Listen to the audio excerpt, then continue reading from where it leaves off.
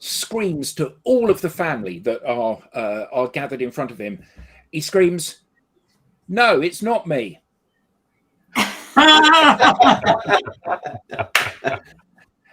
Hello, everybody, and welcome to another exciting edition of the Digital Download.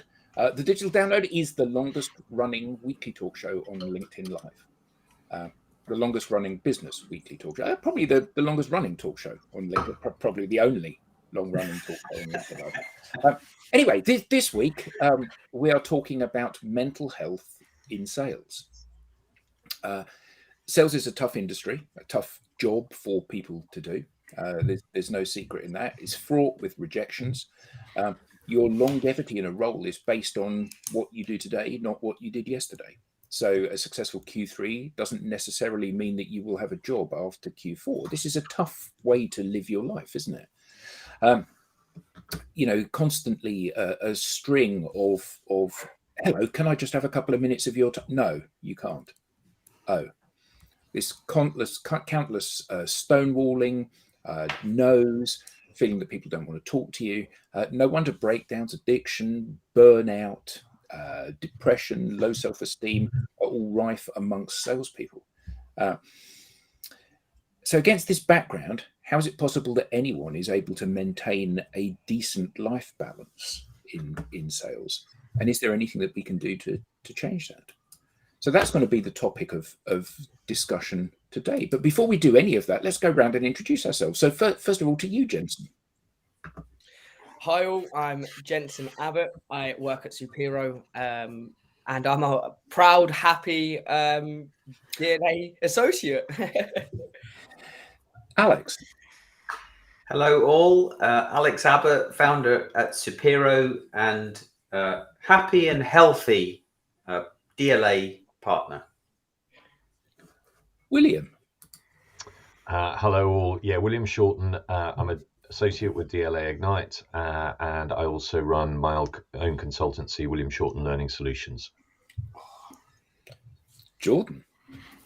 Hello, I am Jordan Abbott, B2B social influence and interaction advisor at Supero. That's a mouthful. And I'm also a happy and healthy DLA Ignite partner. Tim.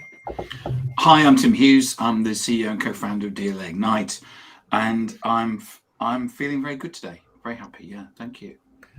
And as always, saving the best till last, Tracy.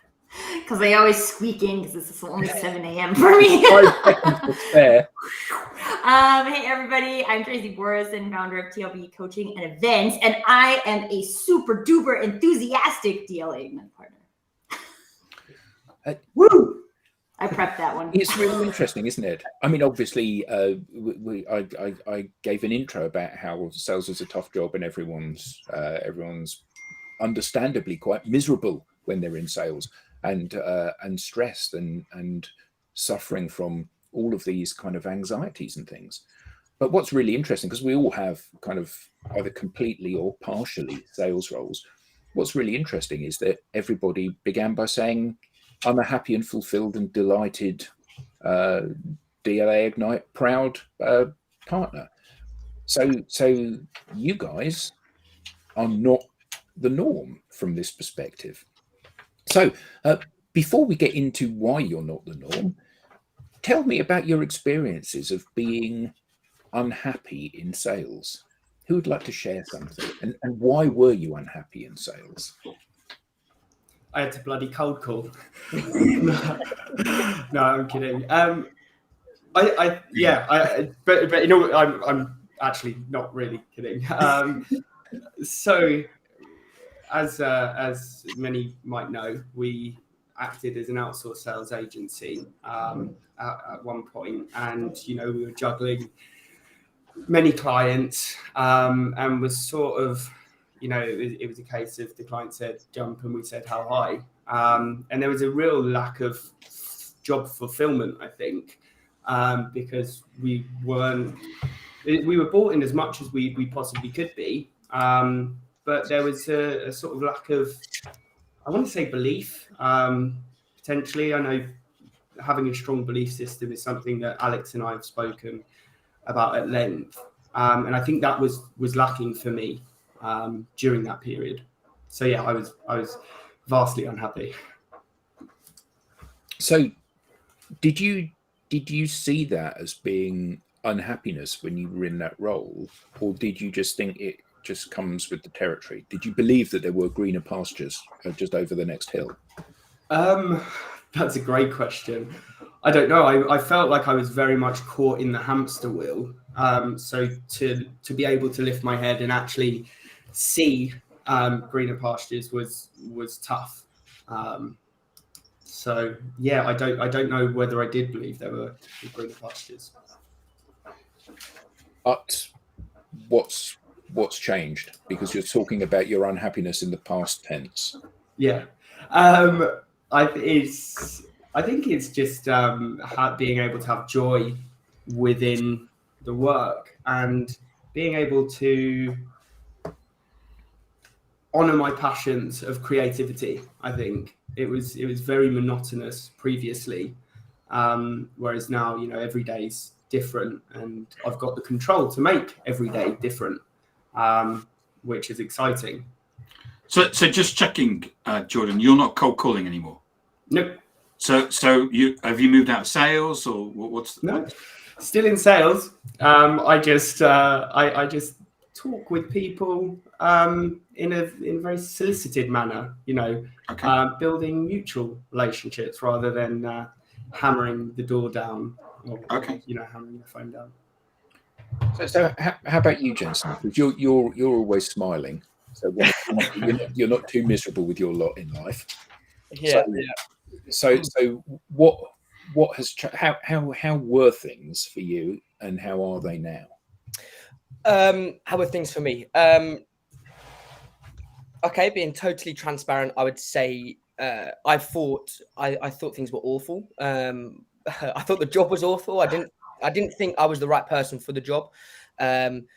Through rejection, through doing the activities that needed to be done, but seeing no return on that, no one wanting to speak to me, you start to kind of question yourself. And like Jordan said, kind of your belief goes downhill. So then it's like trying to say win a football match when you already know you're going to lose it. It's disheartening. Yeah. So, I mean, what's changed really is, like Jordan said, I'm not forced into a box and being told to just call or email. I'm allowed the space to be creative and let my creative juices come through and create content that other people enjoy, but also that I enjoy. I'm not being pushy with anyone, so I'm not trying to force people to read my content or anything like that. Like Jordan said, I'm completely just open to having a conversation, finding out more about the other person, and just building those relationships. And I've felt that I've been able to be myself a lot more. I'm happier when I'm talking to potential prospects or anyone really on LinkedIn. It's more enjoyable for me, and I'm sure it's more enjoyable for them. But what does that look like in terms of success? Because it's one thing to spend your time doing stuff you love, and it's something else entirely to spend your time doing something you love and being successful. So previously you were doing something you hated. The payback must have been that you were getting massive results for that. Otherwise, surely that's a grim existence, isn't it? Yeah, I mean, look, I'm able to have a lot more conversations with a lot more people and people that are higher up within organizations, and that's something that I was never able to do at the start of my sales career. Kind of having me reach out, them knowing that I'm trying to sell them something. I don't get given the time of day, or maybe because I'm very young and I don't have the experience or expertise. Where changing my mindset, and which does take time, it's not easy, changing my mindset and the activities that I do within the day, to then be able to have these types of conversations with these people. And not just that, them reaching out to me to ask questions about the content I post. That's where kind of the real sense of purpose comes from, because now I know that people want to absorb my content. two, it resonates with them because they're asking me questions around that. So that's where I'm then happy, as I have those people that are now talking to me and willing to give me time to have a conversation. Yeah, I think that's fantastic. But obviously we've got you guys that have spoken are young and relatively new to sales. We've got two people that are old and have been in sales for donkey's years. So, kind of, what have your experience? What have your experiences? What is donkey's years? Just two? What is donkey's years? A long time, a long time. So yeah. So Alex, how has this changed for you? Because you both cut your teeth selling the old way, and maybe when you started your careers in sales, that was the de facto way to sell, the only way to sell, and it was effective.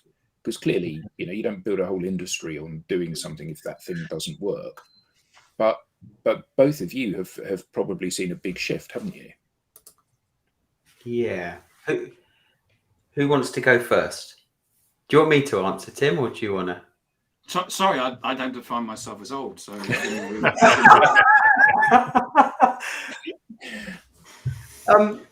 Okay, I'll go then.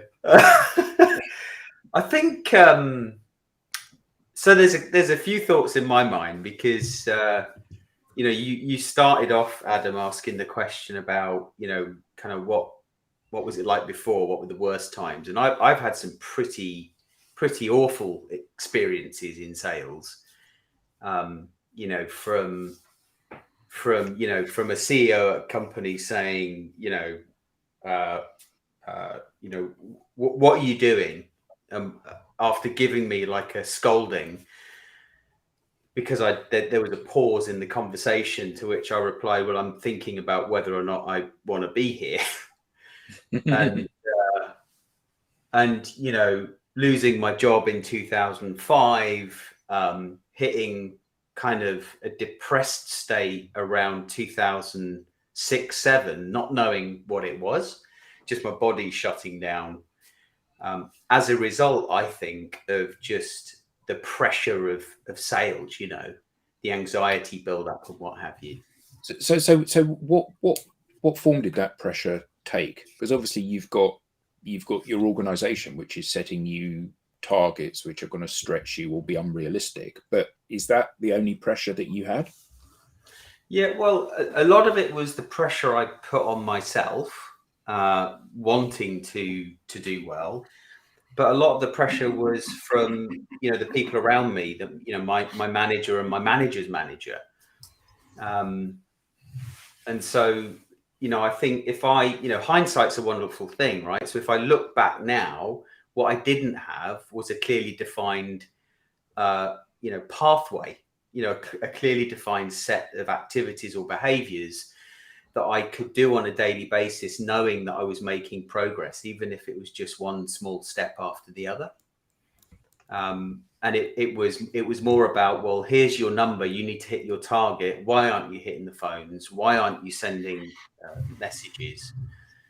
Now I was able to find a system under that pressure myself, but it wasn't fun getting to that point. But once I did, I realized, well, okay, now I know what to do. It doesn't matter who my manager is. I know what I need to do to be successful. And I have to say, even back in those days, in 2007, I didn't believe in cold calling. 2007. So what's that? 15 years ago. And LinkedIn was the tool for me. LinkedIn and email back then. I think, nowadays, for many years, I was a big believer again in kind of defining what those behaviors are. And as a sales leader, making sure that my team had clarity on what those things were. So they had that guiding light. So, they felt a sense of, well, I know what I need to do. I'm part of a team with a winning mentality, and we were all kind of working together. But not every team or company has that, I don't think. And I'd say, in the last few years, in the last, 15, 18 months since, myself, Jordan and Jensen started the journey with DLA Ignite, having gone through the pain of being an outsource agency, thinking we needed to do cold outreach the traditional way to help make our clients successful, even though, I didn't believe in it myself many years ago. We went through that pain again. We all felt it together, despite how good we thought we could be. And so sort of 15 months ago, when we started the social selling journey, it was, I kind of felt it was the right thing to do. I knew it was the right thing to do because LinkedIn has been a powerful tool for me for many years anyway. But B, you and I worked together briefly, Adam, 7, 8 years ago at Oracle, and you gave me some tips then that never left me. So I kind of knew it was the right thing to do. And then as we started on that journey, we just developed, continued to develop month on month together. And the three of us felt a real sense of belonging, that we were doing something that was not only great for us, but great for our business. And we started to see great results from it. I was having a conversation with Jordan the other day, and I'll paraphrase. He basically said he hated his job because it was full of rejection. He would spend all of his time having people effectively put the phone down on him. And now he spends over half of his time having calls with people that are actually prepared to talk to him. And he said to me something which was quite profound, which was, how could you not like that? You're spending all of your time talking to people that you've not spoken to before and having a conversation with them. And I think that sales can be a very solitary job, can't it? Yeah, you have a team. Yeah, you have a sales manager, but actually your day-to-day working is not a team effort. It's a solo effort. You're doing this cold outreach. And I've never been entirely a salesperson. There's always been an element of sales in what I've done, but I've never been entirely a salesperson. And that must be heartbreaking when you're really good at doing stuff, but nobody wants to have a conversation with you. You've got the best product, the best service. It can help the client, but nobody wants to talk to you. You haven't got anything which will facilitate the start of a conversation with somebody, because everything you say is something that they've heard before. I've got something which will absolutely help you with this problem. Yeah, I don't believe you. Goodbye. And to be able to turn that narrative on its head must be a healthier way to exist. No, just to go on from what you were saying then, Alex. One of the things that we spoke about a lot in the early days was lag measures versus lead measures. And I understood the concept at the time, but I didn't really believe in it because, as you said, it was just constant rejection. So I was like, well, we're putting these lead measures in place, but it's not working. And, since making that transition, reporting religiously, we've now, I now fully believe in lead measures and their ability to move us forward, and while ensuring that you're not just focusing on that inflated target. It's okay, breaking it down into steps. This is how I'm going to get there. Yeah, and I often use the football analogy when describing the lead measures to you boys, which is because obviously you both play football. It's not just how many shots on goal you can have; it's how many times you can pass the ball forward to the midfield, and keep doing it. Keep doing it. It's the right thing to do. That behaviour will result in the striker getting the ball and having a shot on goal. And it's exactly the same, but a lot of salespeople don't know what those things are. Passing the ball forward, or they've done it so many times and it's not worked. They've lost belief in doing it, and so I think having those lead measures along with the reporting, and it's measuring the right things, not the wrong things. So measuring the lead measures, not just the lag measures. that gives us the insight to then have more effective conversations, coaching conversations about how to improve, how you can be more accurate with that pass to midfield or to the striker.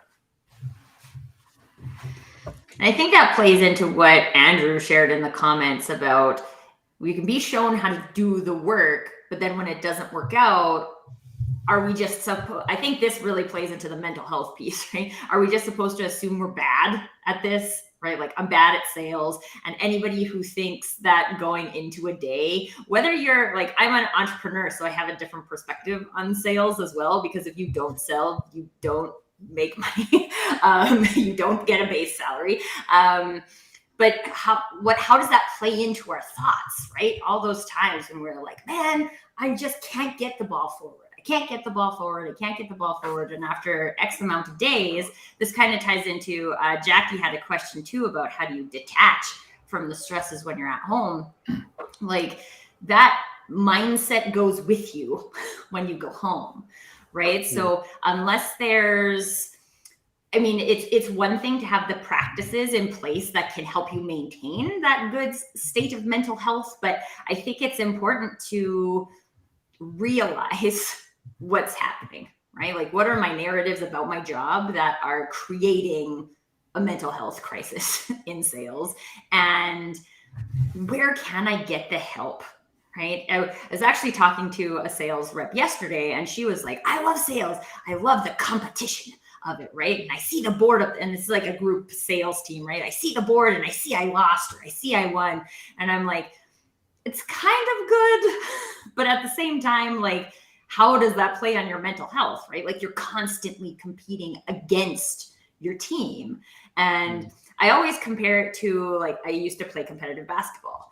If I play against the members of my team, we don't win, right? That's not how you win the game. You win the game by, as a team, having a goal and us going there together, and I play my role and you play your role and you play your role, which I actually think is one of the coolest things about the DLA team, because, like, all of us show up differently, right? We're not trying to do the same thing. We don't have the same script. We're just, like, out there doing it the way we would do it. And therefore we speak to different people. And therefore, as a whole, more people get to receive the message. So I think there's this, like, sales team component that's kind of been, I get gamification, right? Like, in our brain, but at the same time, like, what does that do on the mental health side?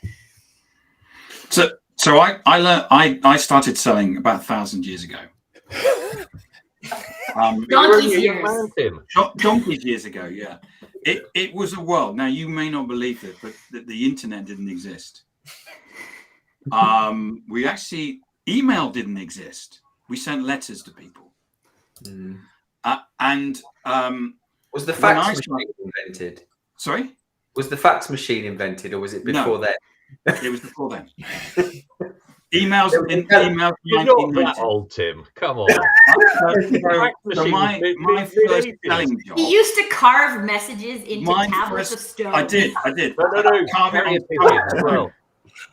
My first selling job, it was at a company who were a bit behind with the technology, and I actually had to write letters out on a pad and take them to the typing pool. But cold calling was brilliant. And the reason for that was that the only way that you got information as a buyer was by people ringing you up. So actually, when we cold called people saw you as a person that was going to give, what's going on in the marketplace, what are the things, and the same with events. Events was a place where you went to find out what was going on. And then, of course, the internet brought that all to a halt. Now, the thing about me that I found, and which is a small piece about mental health, was burnout. Because in my 20s, what I wanted to do was I was building a career. I still wasn't sure whether sales was right for me, but I basically was working 80, 100 hours a week. And I remember going with my partner at the time into a shoe shop in Birmingham. We were living in Solihull. And you know, when you go into a shoe shop, when women buy shoes, there's always the seats for the men to sit on. And I sat down and I first fell asleep. And I would do that. And I actually did a podcast this week, and I got the figures that 52% of workforce experience burnout and 53% of managers experience burnout. But my point being, we live in a world where I may be an example of someone who is a leader. So I grew up in a world where cold calling was easy, whereas you're all saying cold calling is difficult. So we may actually have this imbalance where leadership think, actually, it's easy, just ring people up. They want to hear from you. Where actually that's not actually what's happened, because things have actually moved on. Yeah. So that's kind of my point. I mean, I know that things have moved on. I mean, I'm world famous for something. I just think that we sometimes, there was a point, was it Sean said, this is linked to leadership with a business and providing support and network of robust mentorship available. 100%. Absolutely wonderful point, Sean. Leadership have to show support. And if your team are being rejected, just to turn around and say, suck it up, this is sales. I don't think that's, and I see a lot of that in the States. You don't, so Tracy, the leaderboard in you were talking about, you can't do that in Europe because of employee regulations. You'll basically get taken to tribunal. There's certain things that support you. But I still don't think people are realizing that this is happening. It's all suck it up, it's cold calling, get on with it. And that's partly because people are not looking around and seeing that there's alternatives. And they're not providing the support. I mean, you go to any SDR on LinkedIn and look, and they'll be somewhere for 9 months, then for 6 months, then for 9 months, and I bet it's not because they can't. It's because they can't sell. It's because they're not getting support. And I think it brings a broader point in sales. I mean, I worked in sales for 8 years and then went to purchasing, and I certainly found purchasing easier than being in sales. But I think it depends as well what type of sales you're in. I was in a really small market, very bespoke market. It was all about relationships anyway. So there wasn't any cold calling. There were only probably globally, 30, possible buyers worldwide. So it was a very small market, very specialized. So it was all around kind of relationships and the product. But I mean, I found when I suffered stress in that, it was due to conflict. And I had a challenge with how I handled kind of conflict. And I think there's something, because, sales is a very people focused area. And actually, I think probably quite a strong driver in a lot of salespeople is they like to be liked. Yes. They want that relationship, they want to be bought. And therefore, if you do get rejected or you do get into conflict, then that's what's going to kind of heighten anxiety. Because it's a very people-focused area, and there's a lot of people there. And when you work with people, then there is a tendency that there is going to be conflict because you're not going to agree all of the time. But you said about being it's sales is a people-focused industry, and salespeople are people, and they want to be liked. The challenge with the old methodology is that they don't ever get any of that. So I get all of the team stuff. It's really important that you have good teammates. It's really important that you're part of a family. But actually, when you get on with doing your job, the selling bit, what you don't get is any of those people interactions. What you constantly get is that rebuttal that I'd like to just have a quick conversation. I haven't got time, not interested. No, thank you. We're not interested. We're not buying. Whatever it is that and you get that told that again and again and again and again and again and again and again. And that becomes a pattern, doesn't it? That's the point, that the fact that you've got a supportive boss, and not what Tim was saying, if you've got a supportive boss that says, okay, let's try to find another way to tackle this problem because that isn't working. But if you've got a supportive boss that just puts their arm around you and says, never mind, tomorrow will be better. Well, tomorrow won't be better, because actually this is not about the 4 interactions you had today. This is about every interaction that you're ever going to have through that methodology for selling stuff.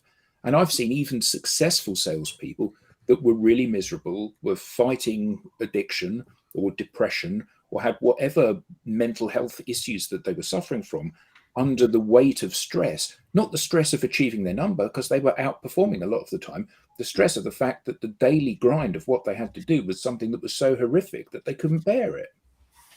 Mm.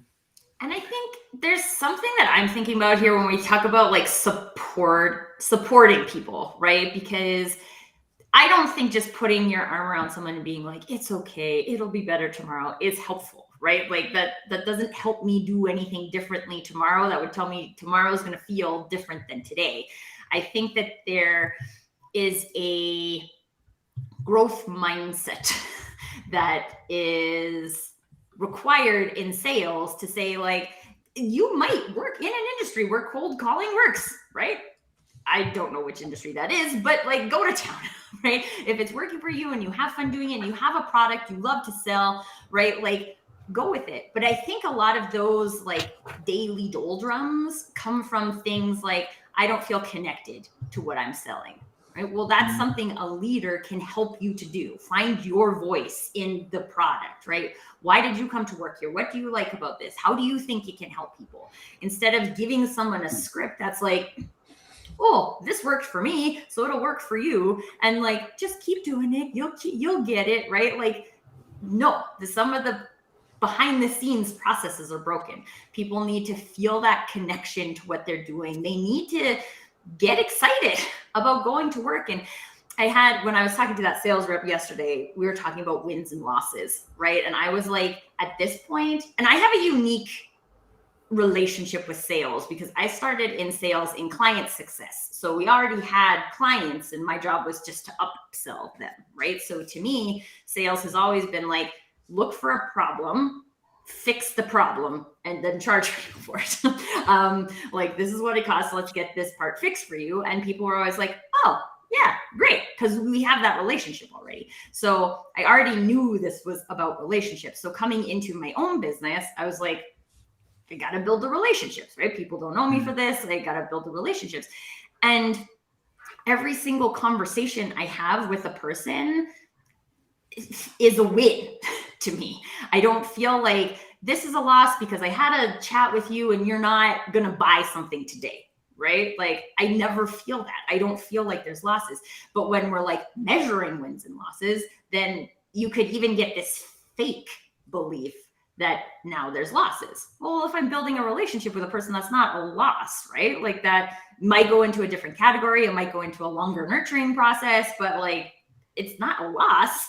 And I feel like even if they're like, yeah, no, this isn't something I need right now, like, the effort I put into building a relationship with that person isn't a loss. So I think these are some of the things too, that if people are experiencing a lot of no's, right? Like, I'm sure all of us get a lot of people who are like, I actually mostly get people who ignore me, right? So like, I'll ask them to have a call and they say nothing, right? And that's fine, right? But like, you could define that as a loss, right? Like, I asked 25 people to have calls this week and 10 people said yes. So that means 15 people said no. And like, more people said no than said yes, right? But I had 10 people who said yes. And I also had 10 conversations that were really meaningful, right? Like, I think it's just maybe not necessarily switching the numbers, but reframing the numbers so that people can get excited about what they've done to that point and instead of being like, oh, all that work was for nothing. So how can quality as well as quantity. Mm-hmm. Yeah. So how can this help a salesperson that is unhappy in what they're doing? Because, you know, it's a job in an industry that is riven with people problems. You know, people are unhappy, people are stressed, people are suffering from burnout. You know, we all had that to a greater or lesser extent. Just so there's, Go on, Alex. You've been trying to jump in for about 20 minutes. Just quickly, because there's lots of really good stuff being said. And on the run up to the show today, I was doing a bit of research and I came across this really interesting report called The State of Mental Health in Sales for 2022. It was created in November So it's kind of like, for the period of 2022, and they compared how salespeople felt from 21 to 22. And it's quite, it's getting worse. So 63% of salespeople are struggling with their mental health, which is up 5% from So the previous 2/3 of people in sales are struggling with mental health issues. Yeah. And that is typically SDRs, account execs, business development, sales managers, leadership. That's jumped from something like 43% to 60% of sales leadership are struggling with mental health in 2022. And the biggest reasons, the top two reasons, so in second place, it's missing target. So of everybody surveyed, I think there was like 700 people surveyed, 40.6% say the missing target. And I think, and the number one is micromanagement. So I think cold calling is 1, 2, 3, 4, 5, 6th on the list. But the point I'm about to make now, which I think is the most important point, is the reason salespeople are missing target. There's a number of reasons, but one of the biggest for me is the traditional techniques don't work anymore. Buyer behavior has changed significantly, yet managers try and solve the problem by micromanaging, which is the number one cause of mental health issues, as opposed to being more supportive, shining the light on the pathway to being successful as individuals, and empowering them to do things that actually do deliver results, like what I think you were getting to, Adam, in terms of the journey that we've made recently from that, that switch from traditional sales techniques that no longer work to modern social selling strategies. And I think, if companies, wake up to that and start doing that, they're more likely to hit their number. There's less need to micromanage.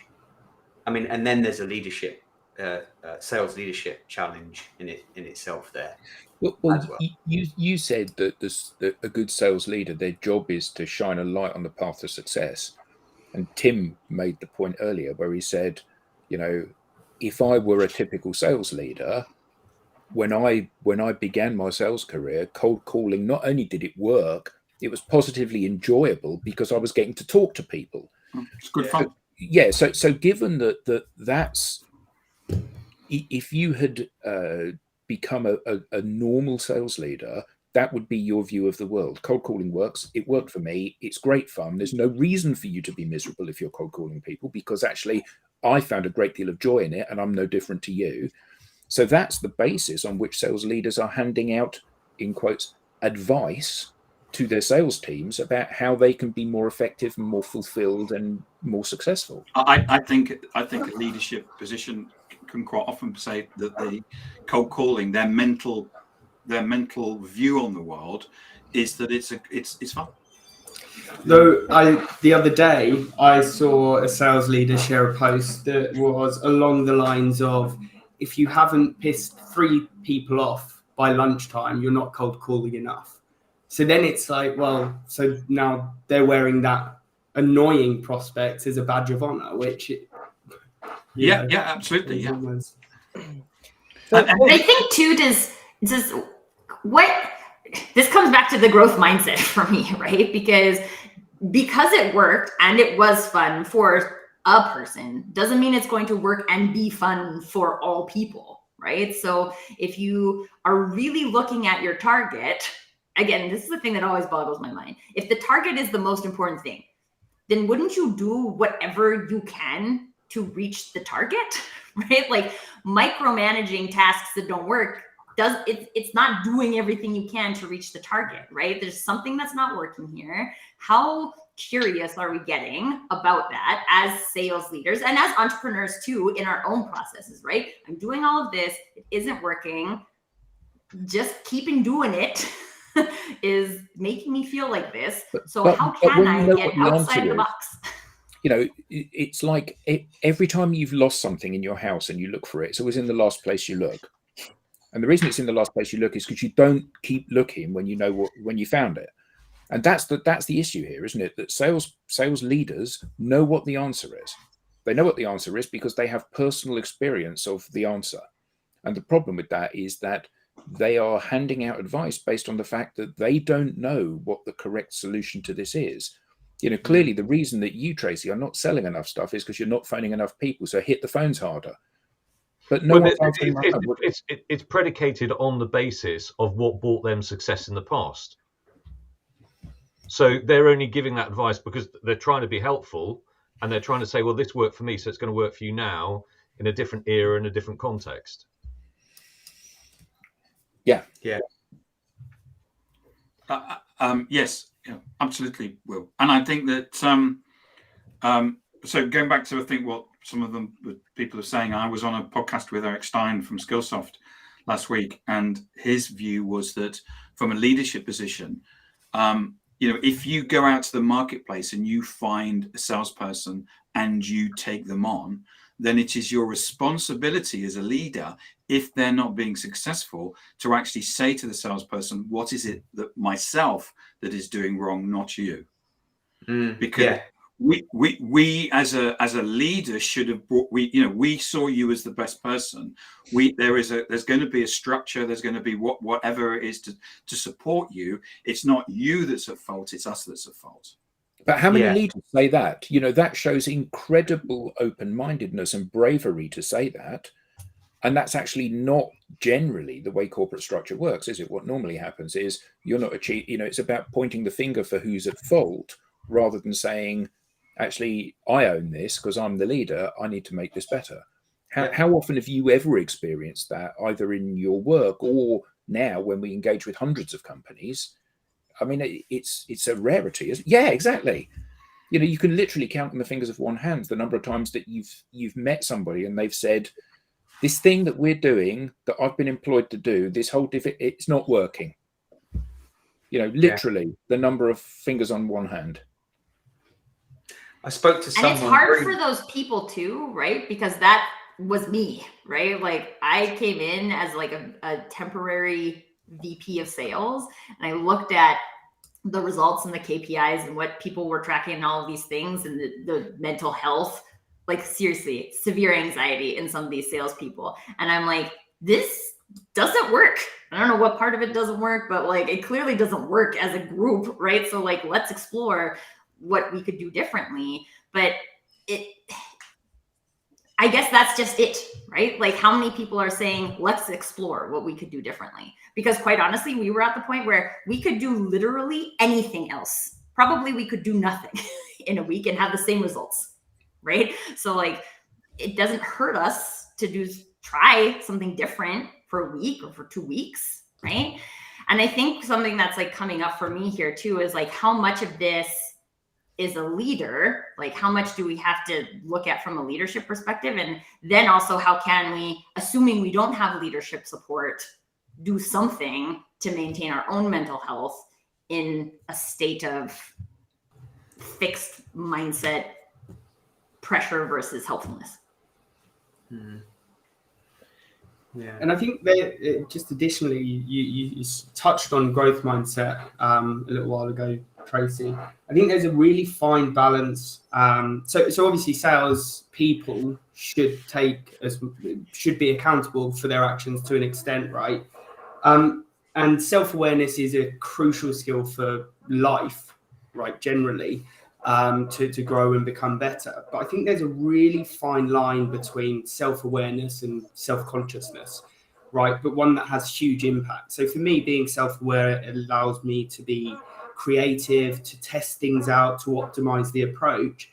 Whereas when I'm feeling self-conscious, not only do I not get those creative thoughts, but when I do, I'm too scared to execute on them because of the negative consequences that may take place that my mind has sort of built out, So I think, it's a struggle for salespeople that are wanting to be as accountable as possible, right? On that point, I wanted to share a quote that helped me kind of get through my journey as a sales. But I wanted to kind of give a little story first. So Tim, you wrote a post yesterday, I believe, saying the average attempts in cadence to reach a buyer for cold calling is 11.3, and for social selling it's 3. Now that got me thinking, right? Because if you've got to contact someone more, it's of course it's going to be frustrating because you keep reaching out. And then there was your comment of, okay, I'll just keep calling them. Now, it was quite interesting that yesterday I saw a statistic that was 50% of salespeople say they avoid being pushy, but 84% of buyers have had a negative experience due to pushy salespeople.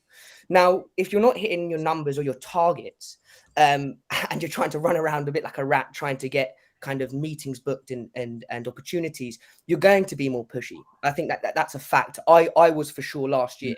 I was more pushy, more direct. I'd send content that I thought would be relevant to them, but actually it wasn't. It pushed them further away. So a quote that I quite liked was, "You can't see a reflection in boiling water. When the water calms, clarity comes." Now, the reason that was so important for me was because when I'd get wound up, I would tend to send more messages, more direct messages, trying to get those meetings. When actually, if you relax and you calm down and you think about how you would like to try and get in front of this person in a more creative way, less direct, there's so many options to do that. It's liking and engaging in content. It's trying to find a topic on their profile that they enjoy, so that when I contact them, they're more likely to respond. So I think it's also, to Jordan's point, of also being self-aware, knowing that, okay, if I'm being stressed, let me just take some time to relax a little bit more and think about these creative ways I can get in front of these people, instead of letting that pressure kind of seep in, and then you are being more direct, and actually you're pushing yourself further away from your goal. Yeah. I think you inspired Tim then. I saw the blog stance. No, it's the tweets. It's the tweet. Yeah, no, I mean, I think that's incredibly insightful, and I think actually everybody can see elements of that in themselves. You know, when the pressure is turned up, your work rate is turned up, and you have a panicked sort of behavior, don't you? Yeah. And you know, we see it in our own posts. You know, the posts that you do that get the most engagement and the most traction are posts that don't have a call to action at the end. They're posts that are just simply gifting something to your network. Here's a little bit of advice that I can give you. And the more that we try to follow that kind of absolutely. The more that we try to adopt that stance and kind of relax into it, because I think one of the mistakes that every organization makes with sales is that they assume that the buyer journey is the same as the seller journey. You know, so the seller journey is, I want to close this quarter, and the buyer journey is, I want to close at some point. And actually, it's the distance between these and the failure for the seller to acknowledge that. So, you know, I often kind of joke about this, that the company at which some of us on this call worked was famous for doing journey mapping. You know, but it was dressed up as customer journey mapping, and it was never customer journey mapping. It was always seller selling mapping. You know, here's the time we need to give you this bit of information to push you down this leg of the decision tree to arrive you at the place where we need you to be in order to spend money with us. It was never about helping empower and educate the buyer. And I think so often that's the case with sellers, isn't it? Yeah, all too often. You know, forecasting a deal that is nowhere near ready to be forecast, because they've had a couple of interesting conversations with someone. Or because your sales manager has told you that you need to be forecasting more stuff. Yeah, exactly. Or the pipeline multiple needs to be 3x or 4x or 5x. Pipeline multiple, yes. You had something interesting to say on that today, didn't you, Tim? I did, yeah. I've been talking about it last week. Yeah. Yeah, it's an interesting one. Yeah. And is it a valuable thing? Does it help sellers?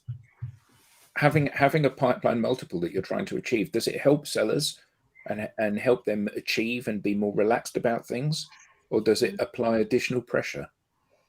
I always saw it applied additional pressure and made the salesperson focus on the pipeline multiple and not closing deals.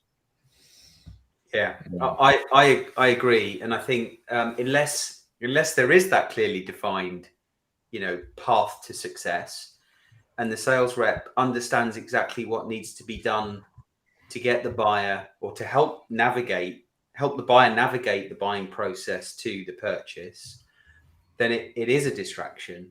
Because only once you know that, then the probability of where you're going to end up that quarter, that year, because it's a more accurate, truthful view of the world. And if you have that, then for me, pipeline multiple becomes more important, especially if you're qualifying, your qualification is accurate. But I think, I just have every client, prospect, potential lead, whatever we want to call them, is actually different, right? So the person who's doing the buying, or the buying team that's doing the buying, they have a unique dynamic. They have a unique culture that they're working internally. So even though as a salesperson, I might have a standard view of how people consume my information in order to make a purchasing decision, that could actually be quite different with any given organization. And so if we look at I come from software, right? It's not unusual to have a 2-year selling cycle, right? So from the time this company first becomes aware of you, it takes them 2 years to know enough about you so that they can buy. Okay, so it's one thing to know what do people need to know about me so they can buy, but at the same time, can I squeeze that for a small company that has a small decision-making team, that has budget available, that has maybe the CEO just makes decisions and they have a problem, they want to fix it now. They could meet me today and buy tomorrow, right? So my process looks different than if I know this company needs what I have. I'm going to nurture some leads at that company because I want people there to know who I am, but I don't anticipate that to close. But that, I guess what I'm getting to is that is the average of that really relevant, or is it more a permission to pay attention to what you're experiencing from a company and use your knowledge about how that can impact the funnel to project things? Because the company I was at was always let's go for deer, right? Deer are people who have the budget now, who want to move fast. They're agile. They want to make quick decisions, right? And so what you end up doing is trying to profile companies instead of build relationships with people.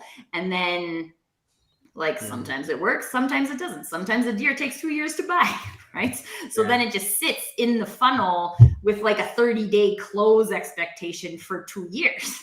It wasn't a 30-day close expectation to begin with. I think you need to know whether or not there's a need or there isn't a need.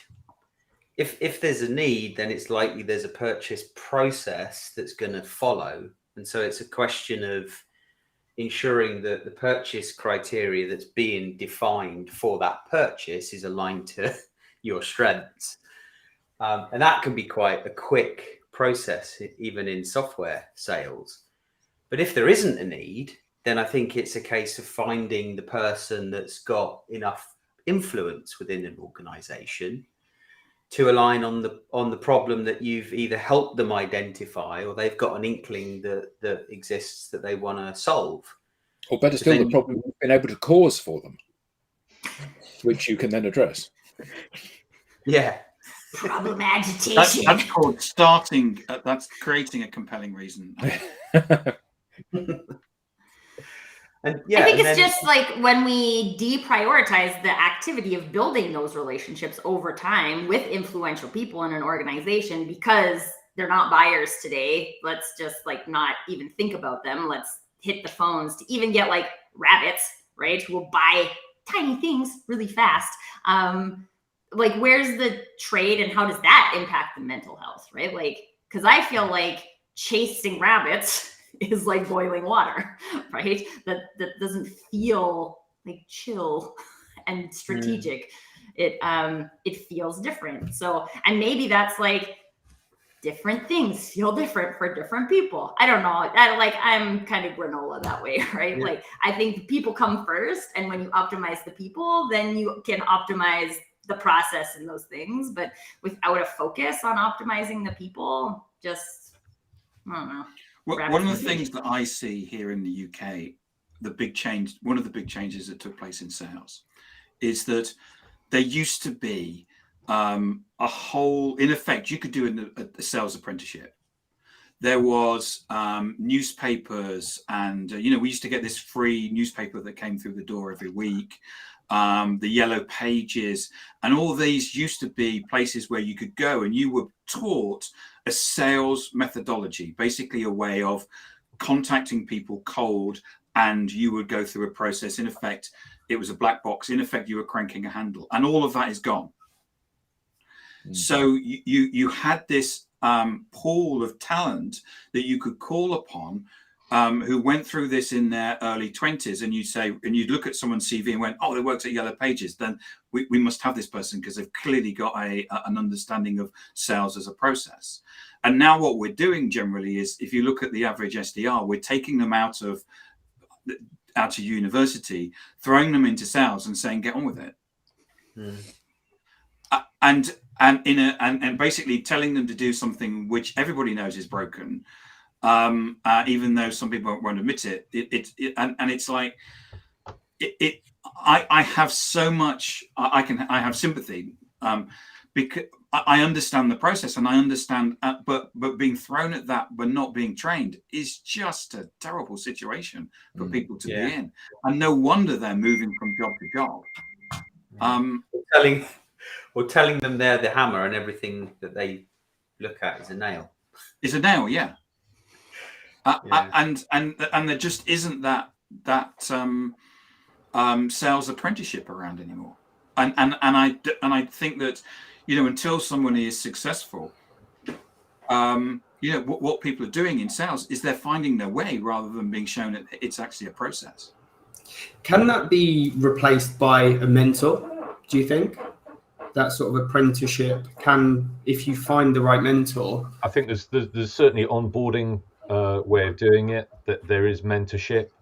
And of course now, not exactly to counter your point, Tim, but there's the apprenticeship scheme now has been opened up in the UK as an alternative means of going off to university, which is more of a learning on the job approach. Now, I don't know, I haven't got details in terms of the sales apprenticeship and whether there is a bespoke program specifically related to sales. I'd imagine there probably is, yeah. There is, sponsored by the ISP. But there you go. Yeah. And I think that people miss out on the training, and mentoringship being different from training. Yeah. And I think what I see quite often with enablement is about teaching you a tool. I'm surprised Rob Durant isn't jumping in about enablement and onboarding and stuff, but it's still going back to, this is the responsibility of your employer to make you've been successful in the past, they've recruited you, it's their responsibility to keep making you successful going forward. Yeah, that's a seismic shift, though, isn't it? In terms of how most organisations behave, particularly in sales. It seems from all of the salespeople that I talk to, it seems almost like it's contingent on them to manage their own development. Of which I think that still plays a part, because I think as much as we like organisations to step up and do it, and it goes for any field that you happen to be in. I think if you want to be good in that field, you have to take your responsibility for that. Absolutely, yeah. You can't just farm it out to somebody else. And it works even better if you've got an organization standing behind you, going to support you through that process. Yeah. So I know we're almost out of time, but I wanted to go back quickly to Jackie's question about like what we could do as salespeople if we're not getting this support at work and we come home. Any advice from the crew on like how we can de-stress so that we can still be a human at home? Great if you've got some sounding board at home, friend, family, partner who you can kind of share stuff with, and get some of that offloaded. Thinking about going out and doing other things, exercise, other activities. So those would be my kind of quick fire things to put into the pot. Yeah. And if you need peeps to chat with it about, you got a whole bunch of them right here. I'm sure any of us would be happy to chat about it on LinkedIn. Absolutely. So thank you to everybody. Tim had to drop because he had another session that he was running. So thank you to everyone on the panel. Thank you to everyone in the audience. A very interesting topic, and one that definitely needs to be addressed, I think. So have a great weekend. For those of you in the UK, have a great long weekend. And we'll see you all next week on the Digital Download, the longest running weekly talk show on LinkedIn Live.